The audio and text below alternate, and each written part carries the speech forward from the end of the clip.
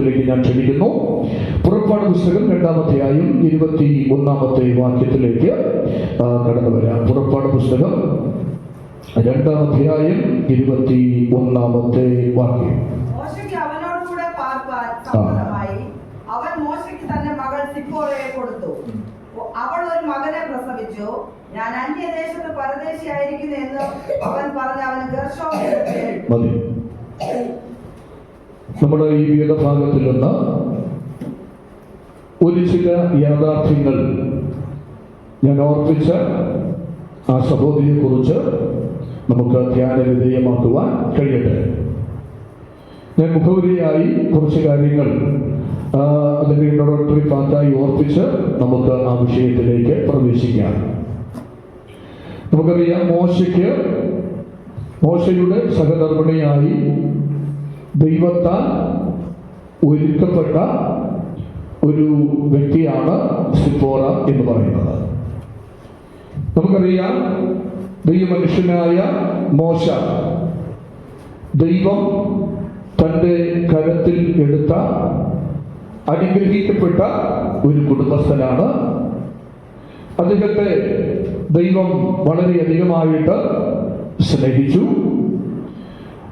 അദ്ദേഹവും ദൈവത്തെ സ്നേഹിച്ചു. അദ്ദേഹം ദൈവത്തെ മുഖാമുഖമായി കണ്ടു. ദൈവവും അവനെയും മുഖാമുഖമായി കണ്ടു. ദൈവം മുൾച്ചെടിയുടെ ഇടയിൽ നിന്ന് അവന് പ്രത്യക്ഷപ്പെട്ടു. മോശയോട് സംസാരിച്ചു.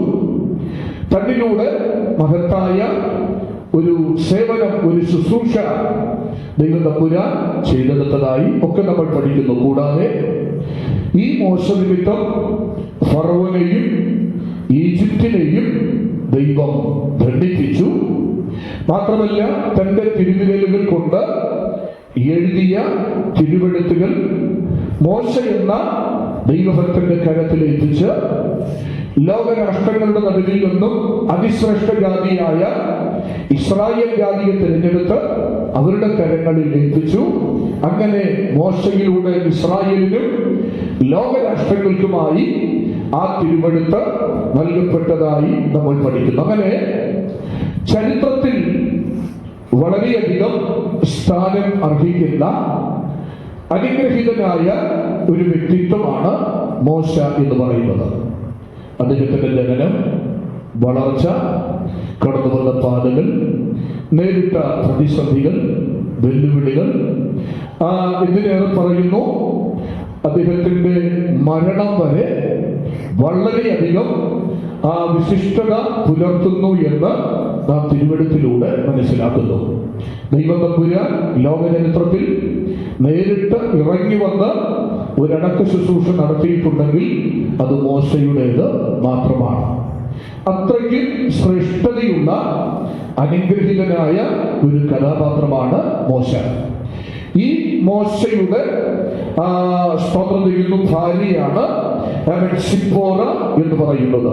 അപ്പോ മോശയുടെ ശുശ്രൂഷയ്ക്ക് തക്ക തുണയായിരുന്ന സിപ്പോറ ആ വ്യക്തിത്വത്തിന്റെ ജീവിതത്തിൽ എങ്ങനെ ഏതെല്ലാം നിലകളിൽ പ്രയോജനപ്പെട്ടു എന്നതിനെ കുറിച്ചാണ് നമ്മൾ തിരുവെഴുത്തുകളിലൂടെ പഠിക്കുവാൻ, മനസ്സിലാക്കുവാൻ ആഗ്രഹിക്കുന്നത്. വേദപുസ്തകം പഠിക്കുമ്പോൾ പ്രത്യേകിച്ച് പഴയ നിയമത്താളുകളിലേക്ക് കടന്നു വന്നു കഴിഞ്ഞാൽ അബ്രഹാമിന്റെ ഭാര്യയെ കുറിച്ച് പഠിക്കുന്നു. സാറ, അവൻ, അതുപോലെ ഇസഹാക്ക്, യാക്കോബ് തുടങ്ങിയ പിതാക്കന്മാരുടെ ആ ഭാര്യമാരെ കുറിച്ചൊക്കെ ധാരാളം വസ്തുതകൾ നമുക്ക് പഠിക്കാൻ കഴിയുന്നുണ്ട്. അവരെ കുറിച്ചെല്ലാം പറയുമ്പോൾ നിരവധി യാഥാർത്ഥ്യങ്ങൾ എന്ത് ചെയ്യുന്നുണ്ട്, തിരുവെഴുത്തിൽ പ്രസ്താവിക്കുന്നുണ്ട്. എന്നാൽ ഇത്രയും ശക്തമായ നിലയിൽ ദൈവത്താൽ ഉപയോഗിക്കപ്പെട്ട മോശ എന്ന അഭിഷക്തനായ അവൻ ആ ദൈവപുരുഷന്റെ ഭാര്യയെ കുറിച്ച് അവൻ അല്പമായിട്ട് മാത്രമേ നമുക്ക് തിരുവെഴുത്തുകളിലൂടെ മനസ്സിലാക്കുവാൻ കഴിയുന്നുള്ളൂ. ക്രൈസ്തവോ, അദ്ദേഹത്തിലൂടെ ആ സിപ്പോറയിലൂടെ സിപ്പോറയിലൂടെ നാം മനസ്സിലാക്കുന്ന ചില കാര്യങ്ങൾ. അവൻ ദൈവത്തിന്റെ പൈതൽ, അവൻ അല്ലെങ്കിൽ ഒരു കുടുംബസ്ഥൻ, ഒരു കുടുംബിനിയായവൾ, ഒരു ഭാര്യയായവൾ, അവൾ എങ്ങനെ ആയിരിക്കണം എന്ന ചിന്ത അവൾ പഠിപ്പിക്കുന്നുണ്ട്. ഒരു സ്ത്രീ എങ്ങനെയായിരിക്കണം എന്ന് സിപ്പോറ പഠിപ്പിക്കുന്നുണ്ട്. വീണ്ടും പറഞ്ഞാൽ മണവാട്ടി ആയിരിക്കുന്ന ദൈവസഭ എങ്ങനെയായിരിക്കണം എന്ന് സിപ്പോറ നമ്മെ പഠിപ്പിക്കുന്നു. അവൻ സിയോനിലേക്ക് പോകുവാൻ, നിത്യതയിലേക്ക് പോകുവാൻ കാത്തിരിക്കുന്ന ദൈവത്തിന്റെ കാക്ക എങ്ങനെയായിരിക്കണം എന്ന് സിപ്പോറയുടെ അനുഭവങ്ങൾ നമ്മെ വ്യക്തമായ നിലയിൽ പഠിപ്പിക്കുന്നുണ്ട്. Price the Lord. മനസ്സിലായവർ കർത്താവിന് സ്തോത്രം ചെയ്താണ്. അപ്പോൾ ഈ സിപ്പോറയുടെ ആരംഭത്തെ കുറിച്ച് നമ്മൾ പഠിക്കുമ്പോ നമുക്കറിയാം, ആരംഭം ഒന്നുമല്ലാത്ത ഒരു സാഹചര്യമായിരുന്നു എന്ന് നമുക്ക് മനസ്സിലാക്കാൻ കഴിയും. ആരാണ് സിപ്പോറ എന്ന് മനസ്സിലാക്കണമെങ്കിൽ 2-ാം അധ്യായത്തിന്റെ 16-ാമത്തെ വാക്യം ഒന്ന് വായിക്കാം. ആദ്യം 2-ാം അധ്യായം 16-ാമത്തെ വാക്യം. മിദ്യാനിലെ ഒരു പുരോഹിതൻ, അദ്ദേഹത്തിന് 7 പുത്രിമാർ ഉണ്ടായിരുന്നു എന്ന് വായിക്കുന്നുണ്ട്.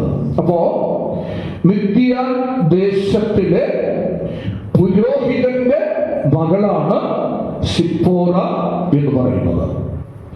അവരുടെ പിതാവിന്റെ പേര് 2:18 വ്യക്തമാക്കുന്നു. തങ്ങളുടെ അപ്പനായ റഗുവേ. അപ്പോൾ സിപ്പോറയുടെ പിതാവിന്റെ പേര് റഗുവേ എന്നാണ്. 3-ാം അധ്യായം 1-ാം വാക്യം പഠിക്കുമ്പോ മറ്റൊരു പേര് നമ്മൾ കാണുന്നുണ്ട്. മിദ്യാനിലെ പുരോഹിതനും തന്റെ അമ്മായപ്പനുമായ യിത്രോ.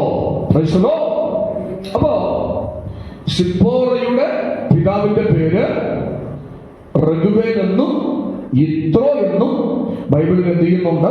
പരാമർശിക്കുന്നുണ്ട്. ഇദ്ദേഹം ആരാണ്? മിദ്യാന്യ പുരോഹിതൻ എന്നാണ് നമ്മൾ വായിച്ചത്. അപ്പോൾ ഇദ്ദേഹം ഒരു പുരോഹിതനാണ്.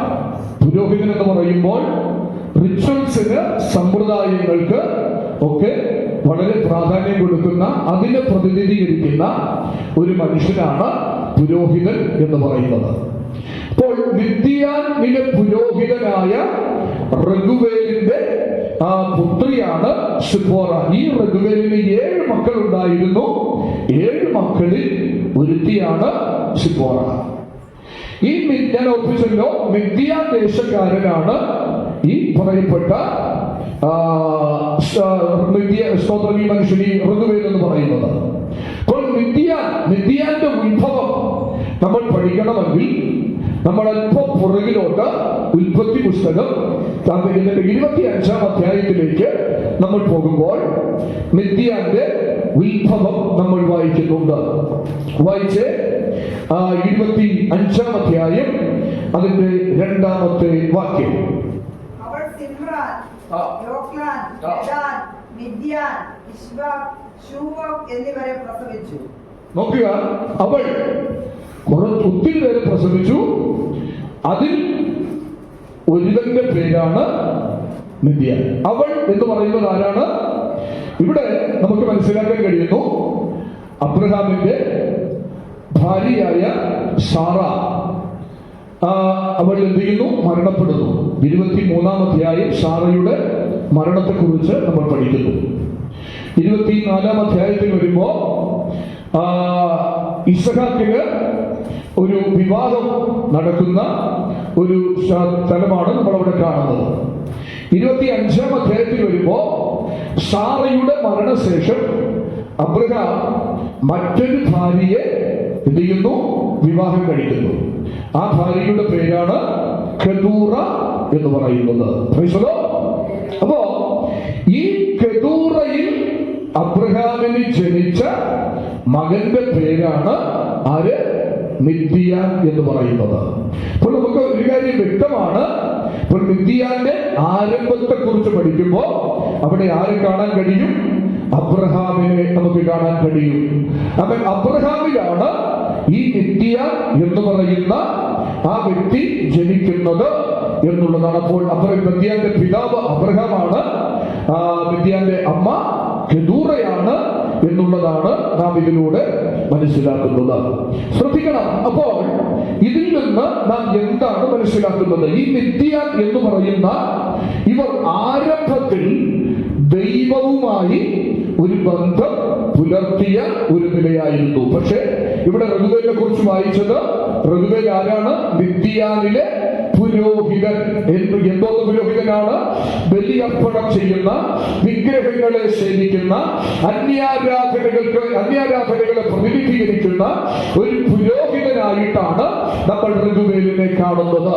അപ്പോൾ ഇവരുടെ ആരംഭം എന്ന് പറയുന്നത്, ആരംഭം കൃപയിലായിരുന്നു, ആരംഭം വിശ്വാസത്തിലായിരുന്നു, ആരംഭം അബ്രഹാമിലായിരുന്നു, ആരംഭം പ്രാർത്ഥനയിലായിരുന്നു. കാലക്രമേണ കാലങ്ങൾ പിന്നിട്ടപ്പോൾ, സാഹചര്യങ്ങൾ മാറി മറിഞ്ഞപ്പോൾ വിശ്വാസം നഷ്ടപ്പെട്ടു, കൃപ നഷ്ടപ്പെട്ടു, ആത്മീക അന്ധത ബാധിച്ചു, ജനാദര ബാധിച്ചു, ദൈവകൃപയിൽ നിന്നും വീണുപോയി വിഗ്രഹാരാധികളായി തീർന്നു. അതാണ് നമ്മൾ അതിലൂടെ മനസ്സിലാക്കുന്നത്. അല്ല, നമ്മൾ കർത്താവായ യേശു ക്രിസ്തുവിനെ കുറിച്ചും പഠിക്കുന്നത്, യേശു കർത്താവ് ആ ദൈവത്തിന്റെ സന്നിധിയിലിരുന്ന ഓമന കുമാരൻ, അന്ന് അവൻ പരിലസിക്കുമ്പോൾ തന്നെ നാമും അവനോട് കൂടെ ഉണ്ടായിരുന്നു എന്നാണ് വിശുദ്ധ തിരുവെഴുത്തിൽ നമ്മൾ വായിക്കുന്നത്. ഞാൻ ഈ പറഞ്ഞതിന്റെ സാരം, അവൻ ഈ പറയപ്പെട്ട മിദ്യാൻ ആരംഭത്തിൽ ദൈവത്തോടു കൂടെയായിരുന്നു എന്നതുപോലെ തന്നെ നാമും ദൈവത്തോട് കൂടെയായിരുന്നു ആരംഭത്തിൽ. വേണമെങ്കിൽ ഒരു വാക്യം ഒന്ന് വായിക്കാം. നീതിപതികളുടെ പുസ്തകം 8-ാം അധ്യായം അതിന്റെ 30-ാമത്തെ വാക്യം വായിച്ചേ. 30-31 വാക്യം. ഞാൻ അവന്റെ അടുക്കൽ ശില്പിയായിരുന്നു, ഇടപെടാതെ അവന്റെ മുമ്പിൽ വിനോദിച്ചുകൊണ്ട്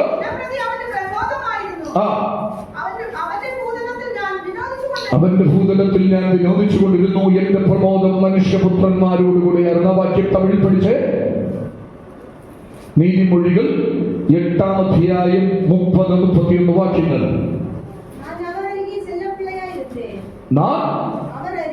അവർ അരികെ ചെല്ലപ്പിള്ളയായിരുന്ന് നിത്തം അവരുടെ മനമകിഴ്ചയായിരുന്ന്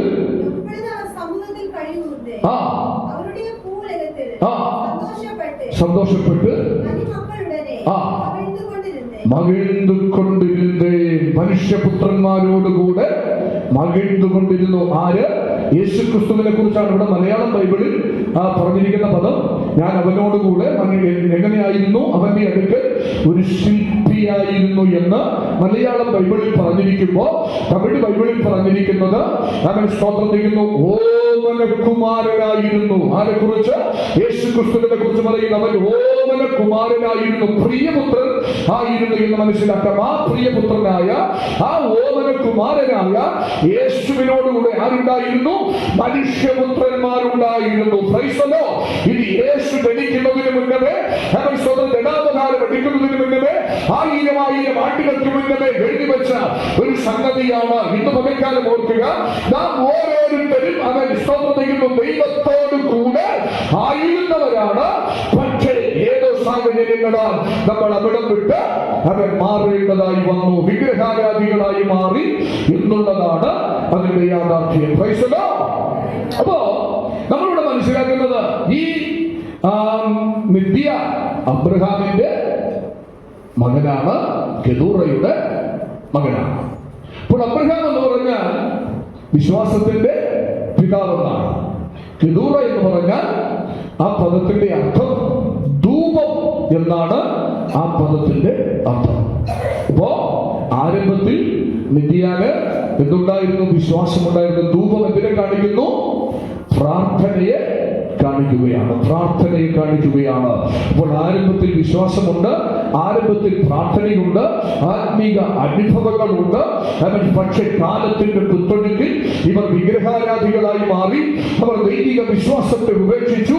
അവർ സ്വന്തം ദൈവത്തിന്റെ സാദൃശ്യത്തിലും സ്വരൂപത്തിലും സൃഷ്ടിക്കപ്പെട്ട നമ്മൾ ഓരോരുത്തരും കൃപയിൽ നിന്ന് അകന്നുപോയ ഒരു രംഗമാണ് ഈ അനുഭവത്തിലൂടെ നമുക്ക് മനസ്സിലാക്കുവാനായിട്ട് കഴിയുന്നത്. അപ്പോ ഈ മിദ്യാൻ പിന്നത്തേതിൽ ഈ നല്ല അനുഭവം ഉണ്ടായിരുന്ന, ആത്മീകമായി ശോഭിച്ചു കൊണ്ടിരുന്നവൻ അവന്റെ കൃപ എന്ത് ചെയ്തു? നഷ്ടപ്പെട്ടു. അവന്റെ വിശ്വാസം നഷ്ടപ്പെട്ടു. ഇന്ന് പകലിൽ നമ്മൾ ദൈവവചനം കേൾക്കുമ്പോൾ നമ്മൾ ചിന്തിക്കണം, കർത്താവേ, ഞാൻ ഇറങ്ങി തിരിച്ച സമയത്ത് എനിക്ക് വലിയ വിശ്വാസമുണ്ടായിരുന്നു. ഞാൻ പ്രാർത്ഥിച്ചാൽ അത്ഭുതങ്ങൾ നടക്കും. എനിക്ക് ജീവിതത്തിൽ അവൻ കുറക്കലുകൾ കണ്ടിട്ടുണ്ട്. പക്ഷേ ഇന്ന് ആ അത്ഭുതങ്ങളും എന്ത് ചെയ്യുന്നില്ല, ഒന്നും നടക്കുന്നില്ല. എന്താണ് എനിക്ക് വിശ്വാസവിഹീനത സംഭവിക്കാൻ കാരണം എന്താണെന്ന് നമ്മൾ ചിന്തിക്കണം. വിശ്വാസത്തിൽ ഇറങ്ങിയപ്പോൾ നമ്മൾ ഒത്തിരി പ്രാർത്ഥിക്കുന്നവരായിരുന്നു. അവൻ നമ്മൾ മുട്ടുകുത്തിയ ഒരു വിഷയത്തിന് മറുപടി കണ്ടിട്ട് അവൻ നമ്മൾ എഴുന്നേൽക്കത്തുള്ളൂ. അങ്ങനെ ഒരു കാലഘട്ടം നമ്മുടെ ജീവിതത്തിൽ ഉണ്ടായിരുന്നു. പക്ഷേ ഇന്ന് ആത്മീകമായിട്ട് അവൻ നമ്മൾ സൃഷ്ടിച്ചു പോയി, തണുത്തുപോയി. പ്രാർത്ഥന എന്ന് പറഞ്ഞാൽ, ആരാധന എന്ന് പറഞ്ഞാൽ, കൂട്ടായ്മ എന്ന് പറഞ്ഞാൽ അവൻ നമുക്ക് അതൊരു അവൻ സ്വന്തം ചെയ്യുന്നു ഉൾക്കൊള്ളുവാൻ കഴിയാത്ത ഒരു അനുഭവം പോലും നമുക്ക് മാറിയിരിക്കുകയാണ്. ഒരു ഡ്രാമ കാണാനെങ്കിൽ നമ്മൾ ഉത്സാഹത്തോട് പോകും. അടുത്തുള്ള തൂക്കപ്പലയിലും നമ്മൾ കറങ്ങി നടക്കും. അവൻ സ്തോത്രം ഇവിടെയുള്ള അവൻ എന്നൊന്ന് പായെടുക്കാനും നമ്മൾ പോകും. അവൻ ഇങ്ങനെ പല പരിപാടികൾക്ക് നമ്മൾ പോകും. ഇതിനൊക്കെ നമുക്ക് ഉത്സാഹമാണ്. പക്ഷെ ദൈവാലയം എന്ന് പറയുമ്പോൾ, അവൻ ദൈവത്തെ ആരാധിക്കുന്ന ഇടമെന്ന് പറയുമ്പോൾ, ദൈവത്തെ പ്രാർത്ഥിക്കണമെന്ന് പറയുമ്പോൾ, അത്തരത്തിലുള്ള അനുഭവങ്ങൾക്ക് പ്രാധാന്യം നഷ്ടപ്പെട്ടുകൊണ്ടിരിക്കുന്ന ഒരു കാലത്തിലാണ് നമ്മൾ എത്തിയിരിക്കുന്നത്. Price the Lord. നമുക്ക് റോമാലേഖനം പഠിക്കുമ്പോ റോമിലെ വിശ്വാസികളുടെ വിശ്വാസത്തെ കുറിച്ച് നമ്മൾ പഠിക്കുന്നത്, അവരുടെ വിശ്വാസം സർവ്വലോകത്തിലും പ്രസിദ്ധമായിരുന്നു. വായിച്ച ആ വാക്യം 1-ാം അധ്യായത്തിലാണ്. 1-ാം അധ്യായം 6-ലോ 7-ലോ ഉണ്ട്. ഒന്ന് വേഗത്തിൽ വായിച്ചേ.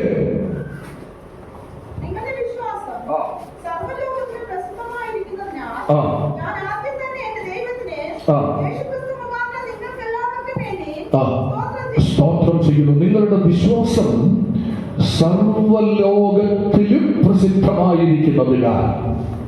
അപ്പോ ആ വലിയ വിശ്വാസം അബ്രഹാമിലുണ്ടായിരുന്നു, മിദ്യാനിലുണ്ടായിരുന്നു. പക്ഷേ ഇന്ന് ആ വിശ്വാസം ഇല്ല. ആ വിശ്വാസം നഷ്ടപ്പെട്ടു.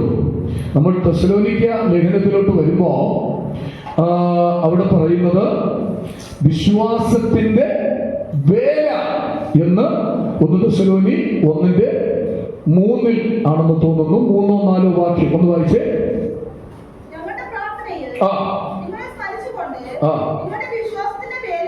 നിങ്ങളുടെ വിശ്വാസത്തിന്റെ വേലയും സ്നേഹത്തിന്റെ പ്രയത്നവും പ്രത്യാശയുടെ സ്ഥിരതയും ഇടപെടാതെ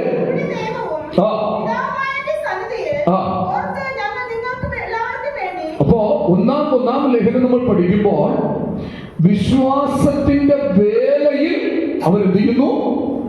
വർദ്ധിച്ചു വരാൻ വേണ്ടി പൗലോസ് അവരെ ഉദ്ബോധിപ്പിക്കുന്നു.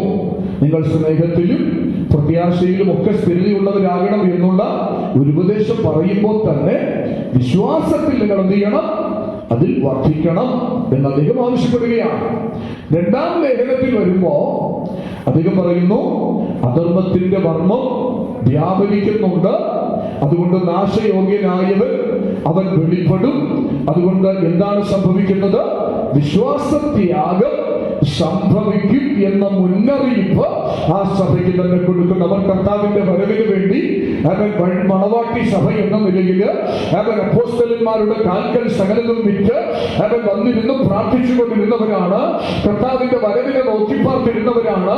പക്ഷേ ഇപ്പോൾ കാലം പിന്നിട്ടപ്പോൾ, അവൻ വർഷങ്ങൾ പിന്നിട്ടപ്പോൾ, അവർ പ്രതീക്ഷിച്ച കാര്യം നടക്കുന്നില്ല എന്ന് തോന്നിയപ്പോൾ അവരുടെ വിശ്വാസം കുറയുവാനായി തുടങ്ങി. Price the Lord. അപ്പോ അത് തന്നെയാണ് ഇവിടെ മിദ്യാൻ എന്ന് പറയുന്ന വ്യക്തിക്ക് സംഭവിച്ചത്. ഒരു കാലത്ത് വിശ്വാസമുണ്ടായിരുന്നു, ഒരു കാലത്ത് ശക്തമായി പ്രാർത്ഥിക്കുമായിരുന്നു, അത്ഭുതങ്ങൾ പ്രാർത്ഥനയിലൂടെ കാണുമായിരുന്നു. ഇന്ന് പകലില് അവൻ സ്തോത്രം ഒരു നിമിഷം ചിന്തിച്ചു നോക്കിയേ. അവൻ സ്തോത്രം പ്രാർത്ഥനയ്ക്ക് വേണ്ടി അവൻ ഗ്രൂപ്പായിട്ട് മണിക്കൂറുകൾ ആലയത്തിൽ മുട്ടുമടക്കിയ ദൈവമക്കളിൽ അനേകർ ഇവിടെയുണ്ട്. അവൻ പക്ഷേ ഇന്ന് നമ്മുടെ പ്രാർത്ഥനയുടെ അനുഭവങ്ങൾ എവിടെ പോയിരിക്കുന്നു? ആത്മീയ അനുഭവങ്ങൾക്ക് മന്ദത ബാധിച്ചിട്ടില്ലേ? കർത്താവിന്റെ വരവ് അടുത്തിരിക്കുന്നു അടുത്തിരിക്കുമ്പോൾ, നാം സമീപിച്ചിരിക്കുമ്പോൾ അധികമായി ചെയ്യേണ്ട കാര്യങ്ങളിൽ ഉത്സുകരാകാതെ അവൻ സ്വന്തം ആത്മീയ ആരാധനകൾക്ക് അവൻ കോട്ടം സംഭവിച്ച് പരാജയമേറ്റുവാങ്ങി അവൻ തിരിച്ചടികളും അവൻ സ്വന്തം പ്രശ്നങ്ങളുമായി അവൻ ജീവിതത്തിൽ വട്ടം തിരിയുമ്പോൾ പരിശുദ്ധാത്മാവ് ഇന്ന് പകൽക്കാലം പറയുന്നത് ആദ്യ അനുഭവത്തിലേക്ക് ദൈവസഭ ഇന്ന് പകൽക്കാലം മടങ്ങി വരണം. Price the Lord. ആദ്യ അനുഭവങ്ങളിലൂടെ അവൻ സ്വന്തം നമ്മള് പാട്ടൊക്കെ പാടാറുണ്ട്. ആദ്യ നൂറ്റാണ്ടിലെ അനുഭവം പോൽ അതിശയം ലോകത്തിൽ നടന്നിടുക, ആദിയിൽ എന്നപ്പോൾ ആത്മാവെ അഭിഷേകം ചെയ്തതാണ് എന്നൊക്കെ നമ്മൾ പാടാറുണ്ട്. അത് പാട്ടിൽ മാത്രം ഒതുങ്ങി നിൽക്കുന്നു. പക്ഷെങ്കിൽ ആത്മശക്തി നമുക്ക് പലപ്പോഴും അനുഭവിക്കാൻ കഴിയുന്നില്ല. അവരുടെ ശ്രദ്ധിക്കണം, അവൻ അങ്ങനെ ദൈവത്തിന്റെ അവൻ സ്വരൂപത്തിൽ സൃഷ്ടിക്കപ്പെട്ട, അവൻ സ്വന്തം സാദൃശ്യത്തിൽ സൃഷ്ടിക്കപ്പെട്ട, വിശ്വാസത്തിൽ നിലനിന്ന, പ്രാർത്ഥനയുടെ അനുഭവം ഉണ്ടായിരുന്ന അവൻ മിദ്യാനിലെ അവൻ സ്വന്തം മിദ്യാന്റെ മിദ്യാൻ ഗണത്തിൽപ്പെട്ട അവൻ ഒരു പുരോഹിതന്റെ മകളായിട്ട് ജനിച്ച് വളർത്തപ്പെട്ടവളാണ് സിപ്പോറ എന്ന് നമുക്ക് മനസ്സിലാക്കുവാൻ കഴിയുന്നുണ്ട്. Price the Lord.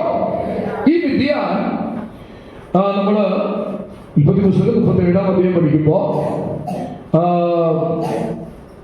26-ാമത്തെ വാക്യത്തിലും തുടർന്നുള്ള ചില പദങ്ങൾ, അങ്ങനെ 28-ാമത്തെ വാക്യമൊക്കെ പഠിക്കുമ്പോ നമ്മള് ഇസഹാക്കിനെ ജോസഫിനെ വിൽക്കുവാനും വാങ്ങുവാനും തയ്യാറായി വന്ന ഒരു ഗ്രൂപ്പാണ് മിദ്യാന്യർ എന്ന് അവിടെ എഴുതിയിട്ടുണ്ട്. 27 വരുമ്പോൾ മിദ്യാന്യരോട് കൂടെ ഇശ്മായേല്യരും ഉണ്ടായിരുന്നു. ഒന്ന് വായിച്ച്, മിദ്യാന്യരോട് കൂടെ ഇശ്മായേല്യരും ഉണ്ടായിരുന്നു.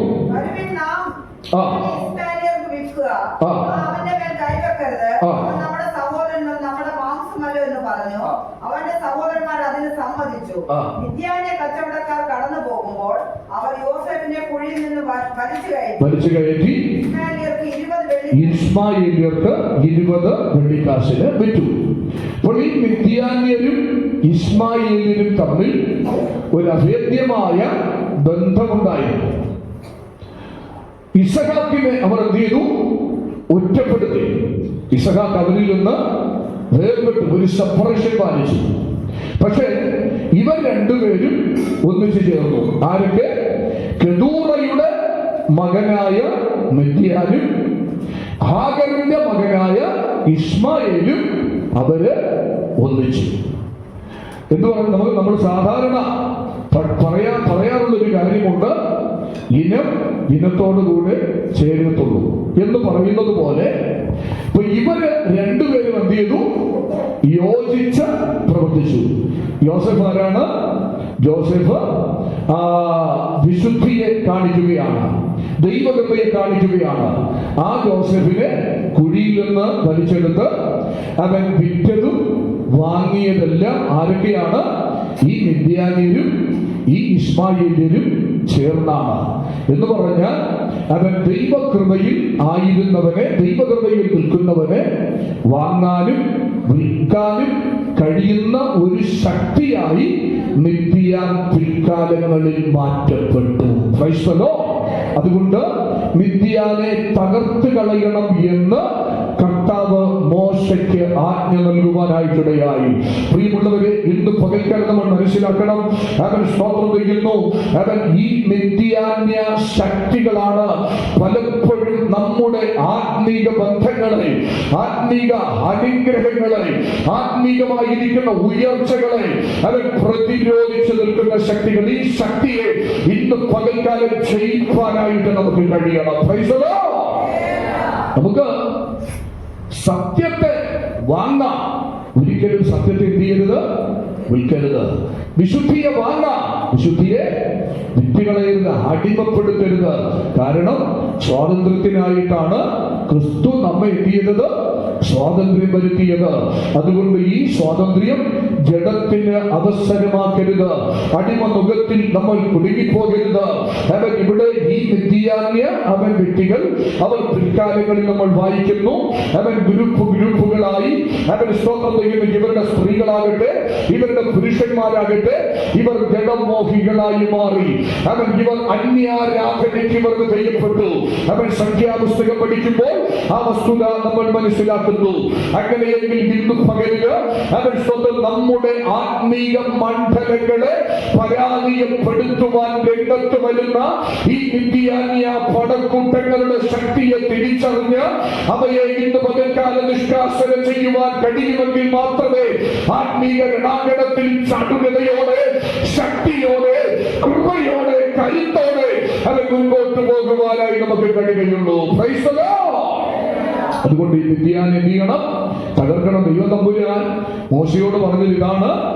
സംഖ്യാപുസ്തകം 31-ാം അധ്യായം പഠിക്കുമ്പോ 1-ാമത്തെ വാക്യം 31-ന്റെ 1 വേഗത്തിലൊന്ന് വായിച്ചാട്ടെ. അനന്തരം ദൈവം മോശയോട് അരുളി ചെയ്തു,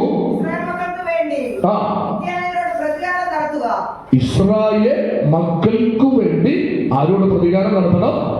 മിദ്യാന്യരോട് പ്രതികാരം നടത്തണം. കാരണം ഇസ്രായേൽ ജനതയെ ഞാൻ അതിവിശിഷ്ട ജാതിയായിട്ടാണ് എന്ത് ചെയ്യുന്നത്? വിളിച്ചത്. അവര് പ്രത്യേക സമ്പത്തായിട്ടാണ് ഞാൻ വേർതിരിച്ചത്. പക്ഷേ ഇപ്പോൾ എന്താ സംഭവിച്ചെന്ന് ചോദിച്ചാൽ അവൻ ഇസ്രായേലിയ ജനതയും ദൈവകൃപയിൽ നിൽക്കേണ്ട, വിശുദ്ധിയിൽ നിൽക്കേണ്ട ജനതയെ തെറ്റിച്ചു കളയുന്ന ഒരു ശക്തിയായി മിദ്യാൻ മാറ്റപ്പെടുവാനായിട്ടിടയായി. Praise the Lord. അപ്പോ അതുകൊണ്ട് ദൈവം തമ്പുരാൻ മോശയോട് പറഞ്ഞു, നീ മിദ്യാനെ എന്ത് ചെയ്യണം? സംഹരിച്ച് കളയണം, സംഹരിച്ച് കളയണം. നമ്മൾ ന്യായാധിപന്മാരുടെ പുസ്തകം പഠിക്കുമ്പോൾ ദൈവത്തിന്റെ ജനത്തിന്റെ അനുഗ്രഹങ്ങളെ വെട്ടിക്കൊണ്ട് പോയവനാണ്, വെട്ടുകിളി പോലെ വന്ന് അനുഗ്രഹങ്ങളെ വെട്ടിക്കൊണ്ട് നശിപ്പിച്ചവനാണ് ഈ മിദ്യാൻ എന്ന് പറയുന്നത്. തന്റെ ജനത്തിന്റെ മുന്നേറ്റത്തെ തടയുന്ന ശക്തിയായിട്ടാണ് ഈ മിദ്യാനെ കാണുന്നത്. സ്തോത്രം ചെയ്യുന്ന ബിംബാരാധനയിലേക്ക് ഇസ്രായേലിനെ നയിച്ച ഒരു ശക്തിയായിട്ടാണ് മിദ്യാൻ വിളങ്ങിയത്. അതുകൊണ്ട് ഇന്ന് പകലിൽ ഈ മിദ്യാന്യ ശക്തിയെ നീ തകർക്കണം. Price the Lord.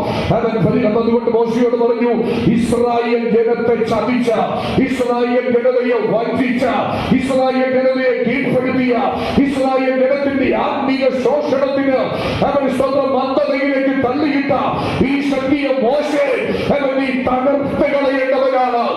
നീയാണ് അവരെ ഉന്മൂലനം ചെയ്യേണ്ടത്.